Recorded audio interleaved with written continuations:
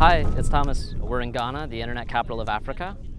If you ever wonder what happens to computers that you donate to one of those green e-recycling programs, this is basically it. Kids from the north of Ghana come to this junkyard during the summer to break computers down for scrap and also inhale things that will probably end up giving them cancer of the everything. So you can see all this are waste from computers. You see the place is very dirty, so it's very bad for our health.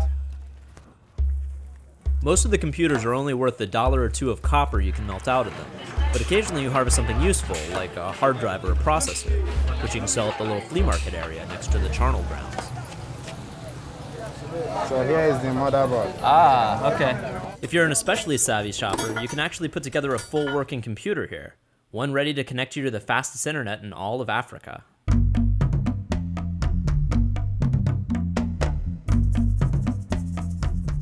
Ghana puts a lot of stock in computers. Their internet is directly linked to Great Britain's, and there are billboards all over the capital extolling the virtues of personal computing. Ghana already is sort of the top dog of West Africa, where most of its neighbors have been plagued by war and poverty since independence. Ghana's had almost 50 years of stability and growth. Right now, they're hoping foreign investment will bolster a computer industry here, which will kind of permanently make them the tech capital of West Africa. So far, it hasn't quite materialized, but what has materialized is a thriving underground economy of fraud and witchcraft called Sakawa. Once upon a time, Ghana then, gold glittered, there came 3 vultures in the form of white men. They gradually stole our gold and other resources. It is with their technological intelligence, which is the internet, that we are taking back what belongs to us.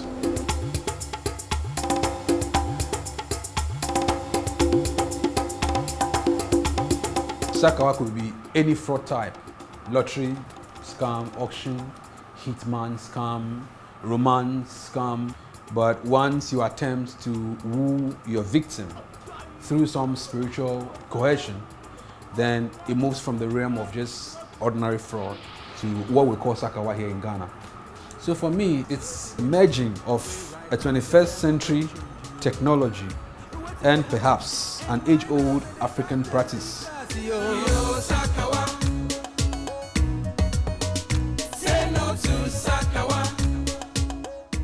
Sakawa dates back to Nigeria's oil boom in the late 70s. Ghanaians came into the country to take jobs in the oil fields, and the locals taught them their favorite pastime, the pen pal scam.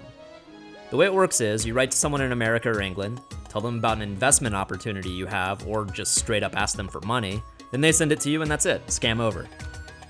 Eventually, the Nigerian government deported all the Ghanaian guest workers back home, and they brought the pen pal scam with them. Then they combined it with magic. People at the time would take their letters of correspondences to Malams or Juju people, to be charmed or to be preyed on, so that once they send those correspondence to their friends abroad, the desired results would be realized. And I believe from the coming in of the internet from around about 1993, that's where it really became prevalent. And it came to the full light and to the full glare of the public, basically. As the internet took hold in Ghana, the pen pal scam was adapted to email. Then scammers started hooking up with hackers online and incorporating things like credit card fraud into their scams, which became increasingly complex and lucrative. We kind of liked the idea of making a living off the back of American stupidity, so we hooked up with a Sakawa gang, led by a young Ghanaian named Sefa. When we say Sakawa, it means the online shopping. The online shopping is when you use people's credit card, to shop online and then receive the goods down here. That is known as the Sakawa. And now the term just gets used. Yes, people don't for really, everything. Yes. Yeah. Most of us, came from a poor background that we couldn't get any support from anywhere. I wouldn't like to, carry guns all around me, probably to go rob a bank or something. So the idea of the internet came. Sefa's a Sakawa success story. He's used his old scam earnings to pay for business school and has made a nice living for himself by Ghanaian standards. Although he still has to cross a stream of urine every night to get into his house.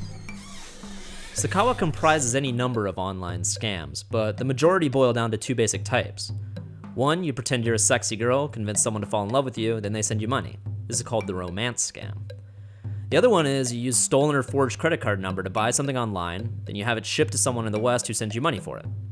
That one's called the shopping scam. These two scams sort of work like templates, and once you nail down the basics of them, you can start combining them and adding all sorts of personalized details until your mark feels like he's in the middle of some elaborate international business scheme, and not just emailing back and forth with an African kid on a laptop. The thing with Sakawa is while it's essentially free money, it isn't easy money. To find someone gullible enough to fall for your shtick, you have to spend hours and hours emailing hundreds and thousands of random addresses. Sakawa rose up very severe here in Ghana. There were this group of people who were visiting Juju, having snakes. The boys seek spiritual guidance to help them get something out of this browsing, this scam activities.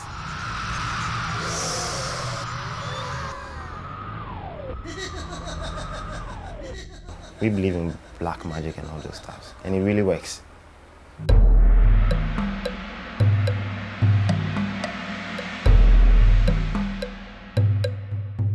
In America, frustrated gamblers will kiss a lucky penny or pray to St. Bernardino for help.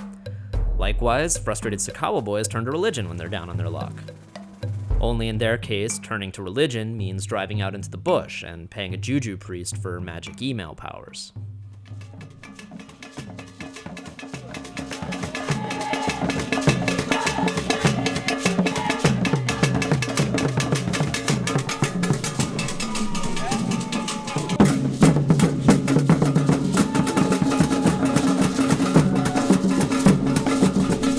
Are you in Africa? I'm definitely in Africa right now.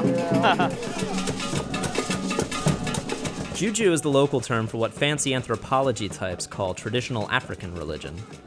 In the same way that Hinduism is actually more or less a collection of thousands of local deities and rituals, Juju is basically an umbrella for any West African religious practice that isn't obviously Christianity or Islam, or Scientology.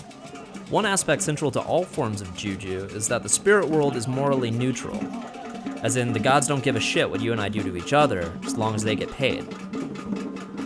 This makes Juju perfect for Sakawa. If you want to leg up on the competition, you get his Juju priest to barter with the spirits and then they give you powers. So the point of the Juju ceremony we're dancing in isn't to win converts or teach some sort of lesson like in church, it's to demonstrate the priest's ends with the spirit world and advertise his powers. Powers like channeling a god who can't be cut by knives, or channeling another god who likes throwing eggs.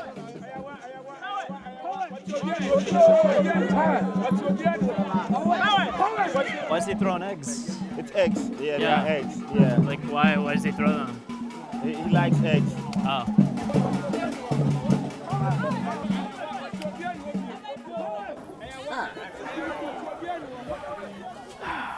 Wasted powers. The flip side to all this is once you make a deal with the gods, you're bound to their terms. If you piss them off or default on payment to your Juju priest, you end up with the opposite of powers, like bad luck or AIDS. On top of that, the payment process itself can be pretty tricky. Some of the rituals that I ask to be observed by these Sakawa guys varies greatly. Someone is asked not to eat a certain type of food. Some are even asked to sleep in a coffin. Some could go as far as asking for the menstrual pad of their girlfriend or the woman. Once these things they believe are observed, then their desired results they are able to achieve. Westerners may find stuff like magic eggs and tampon eating a little hard to swallow, but it's serious business over here, and not just with like superstitious bumpkins. Even educated cosmopolitan folks like Sefa believe in this. Right now, with the aspect of the chatting, pen pals and all those stuff, if you don't really go to Juju, you will never get a penny. You will never get a penny. So they are in for the Juju thing seriously. Seriously. And that's not a joke. Besides, is any of this really that much weirder than shit like communion or circumcision?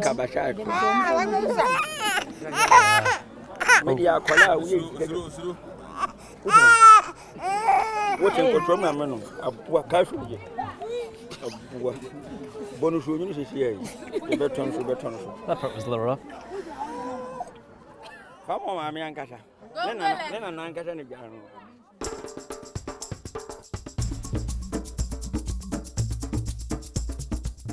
So Sakawa originally referred to a very specific type of internet fraud mixed with Juju. Then it went on to mean any internet crime involving witchcraft, and now it's kind of evolved into its own full-blown subculture.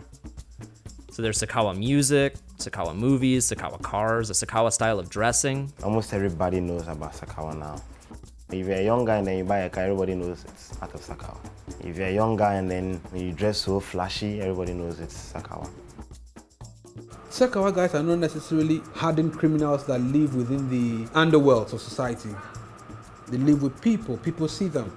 So it's not anything that is necessarily an underworld kind of a crime. Right now, Ghana is in the throes of Sakawa mania. It's in all the papers and movie theaters. It's bigger than rap. I'm looking for Sakawa movies. Oh, cool, here's number 3.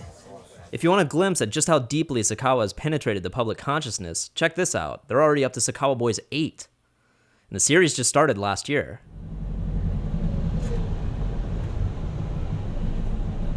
We're on our way to meet a guy who makes films about Sakawa. His name is Socrates Sappho. He's actually like the Martin Scorsese of Ghanaian internet fraud-based gangster films. The Ghanaian film industry, or Gollywood, operates on kind of a more is more principle of movie making. They crank out hundreds of titles a year, most of them shot on zero budget in as quickly as a couple of weeks from start to finish. This speed doesn't do much for production values, but it does allow them to respond to current events and to cater their subject matter to their countrymen's exact interests. Anytime you decide to bring my food, wear something like this so that it will be easy to carry.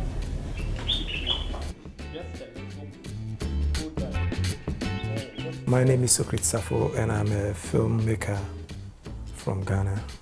I know I have more than 100 films that I've made here since 1988. I don't believe in superficial, extraordinary, astrological stories, no. I always want to talk about Realistic. yeah, Things drawn realistic, from real yeah. life. Okay, stand by. Well, I've worked on 18-19 movies with Socrates Sappho so far, yeah. With the Western movies, they have a lot of guns, a lot of technology, a lot of robots and things, space and things. And in Ghana, we don't know anything about space. The fact that we've heard of it doesn't mean that, yes, there is space. Fine, there is space, but we don't do those kind of movies. In movies produced by Socrates Sappho, we are trying to produce Africa movies to Africans. We're trying to project Africa to Africans. So that is our main motive. Okay, cut. The Sakawa trend was becoming popular around, and there were a whole lot of stories about them. But everybody was doing it on the quiet. They don't know what it is about. So we look at them and say, come on, why don't we do something about these guys? Yeah, we used to talk of this. You see how your internet fraud thing never work. It never work. Watch your back. Before it will work for you, I need to introduce you to Malam Isa.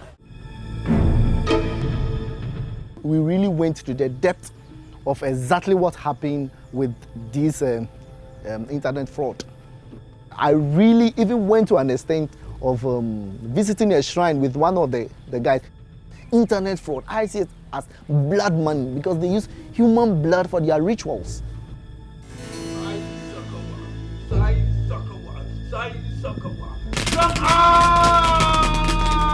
Ain't you got nothing better to do? You asked for it.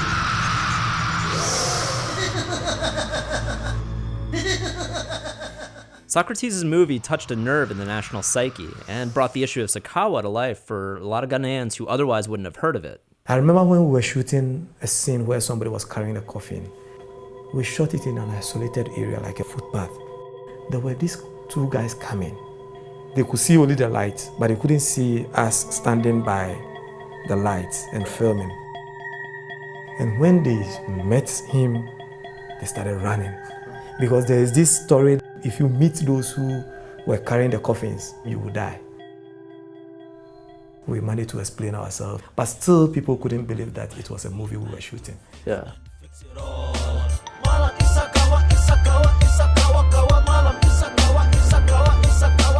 Since being thrust into the mainstream, though, Sakawa has drawn a huge outcry from government officials, tabloids, and Christian preachers, whose billboards in Accra are almost as ubiquitous as ads for computer classes and Juju priests. Not a single day passed that I don't get not less than 3 or 4 calls from radio stations, one interview after the other. And when you listen to the program, they even bring these pastors on and try to pray for us. The whole thing looks like there's a divide. Some are saying that, look, we are rather educating the people how to go about it. And those who are saying that, no, it is a positive thing, that they should show it so that the kids will not go into it. While the furor over Sakawa dominates the tabloids and pulpits, the focus is all on black magic and blood debts and Sakawa boys turning each other into goats and snakes. None of it tackles the root of the problem, the fact that over a third of young Ghanaians are unemployed, and what jobs there are filled by corrupt government officials and their cousins. There's this adage that has it that the devil finds work for the idle hands. Most of them are idle. And I guess it's not because they're not willing to work. They just can't find the jobs. They're not there. These are guys who are struggling in the neighborhood. All of a sudden they have money. And when you talk to these guys, that is what they'll tell you. They are struggling and they needed the money. They need money. So what should they do? So that is the one side of the problem we had. Up until now, the government's been more than happy to turn a blind eye to Sakawa, since it's basically providing regular work for people that they can't. There are also persistent rumors that Sakawa isn't just limited to gangs of teenage delinquents, but is actually a popular sideline among policemen, soldiers, and politicians. I don't know if you're aware, but Ghana has been banned from most e-trading sites. Ghana's reputation as a peaceful, friendly, and an investor-friendly country now stands tainted in the sense that we are 6th in the world in cybercrime. Now that Sakawa is threatening Ghana's business reputation, the government's cracking down, and them in the press have started a moral panic over it. Just like gangster rappers in the early 90s, Sakawa boys have gone from objects of sort of cultural fascination to scapegoats for all their country's ills. There is too much unemployment in the system. And every now and then, each government that comes wants to introduce something new. Most of the ideas and the policies that comes don't help the youth. So the youth are just walking around. What do you want them to do?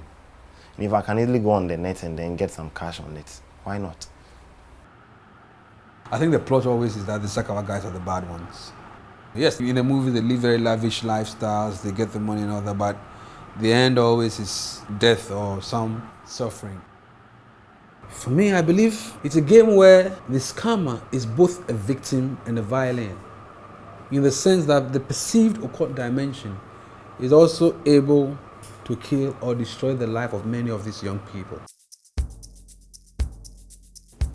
I foresee this Sakawa trend becoming dangerous. They don't know how to do any job. All they know is how to hook people on the net. When they send the mails and the money, the replies are not coming in, they need money, they become desperate. And the more desperate they are, the more they move from one spiritualist to the other. Now, it is not going to be about the internet fraud anymore. It is going to be about blood money. Taking maybe your sister or your child to the fetish for him to give you money. That is what it's going to get. And it's dangerous. Yeah. It's dangerous. Africa is not safe. The end of Sakawa may not necessarily bring Juju Armageddon to Ghana, but it will leave a bunch of angry young men without any source of steady income, which is arguably even scarier. On a lighter note, Ghana just discovered oil off its shore, so maybe that'll solve all their problems.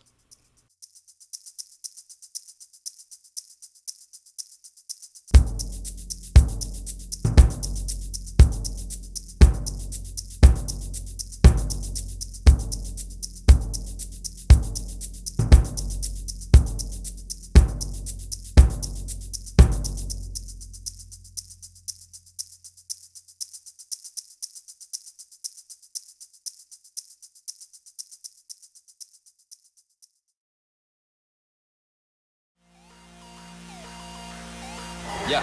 Hey, Happy New Year's. Happy New Year's. Happy New Year's. Big year. Yeah. Good. Much love. Happy New Year, Bob. Where are you right now? I am in a car right now on the way to Santa Ana.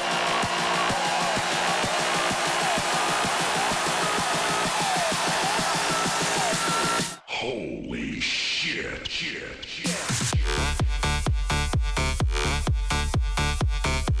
So I'm gonna maybe dress up. The party goes on though. The party will definitely be going on.